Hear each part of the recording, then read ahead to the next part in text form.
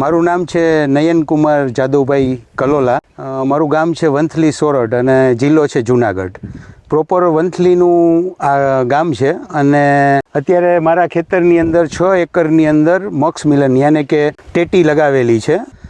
Cooker bit એટલે કે આપણે જે ગુજરાતીની અંદર સોન માખી કહીએ અથવા તો કુકર બીટની માખી કહીએ, જેને તેનો જે એટેક હોય છે એના માટે એક નવી પ્રોડક્ટ છે કે જે આકાશ CL તરીકે ઓળખાય છે. અને એમનું જે પાઉચ 250 ગ્રામનું એક પેકિંગ હોય છે.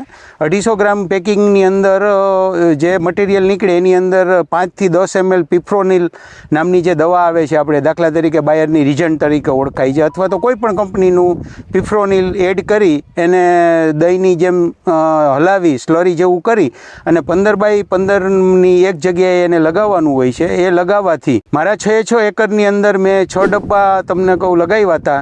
અને એને ટ્રેક કરવા માટે તમને કહું ફેરોમેન ટ્રેપ જે આપણે આવે છે કે એ મેં એને ટ્રેક કરવા માટે પણ લગાવી હતી. અને સાથે સાથે કંપનીએ પણ એક કેપ્સ્યુલ આપેલી કે એ માખીઓ તમારા ફિલ્ડની અંદર છે કે નહીં એ ચેક કરવા માટેની અંદર ટ્રેકિંગ કેપ્સ્યુલ પણ લગાવી હતી. તો આજે લગભગ એને 20 થી 22-25 દિવસ થઈ ગયા.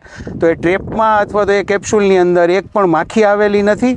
એનાથી એવું મને લાગે છે કે આ ટેકનોલોજી ખૂબ જ સક્સેસફુલ ટેકનોલોજી છે.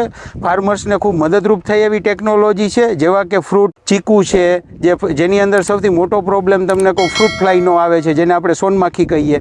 તો એ પણ એવું જોતા લાગે છે કે કુકર બીટની અંદર 100% તમને કહું કંટ્રોલ છે. તો એ બધા ફળપાકોમાં પણ 100% કંટ્રોલ થશે. એટલે મારી ખાસ એવી ભલામણ છે કે ખેડૂતો એમને જોઈ ચકાસી અને પોતાના ફિલ્ડ પર લગાવે તો એમનો પૂરેપૂરો લાભ લઈ શકે.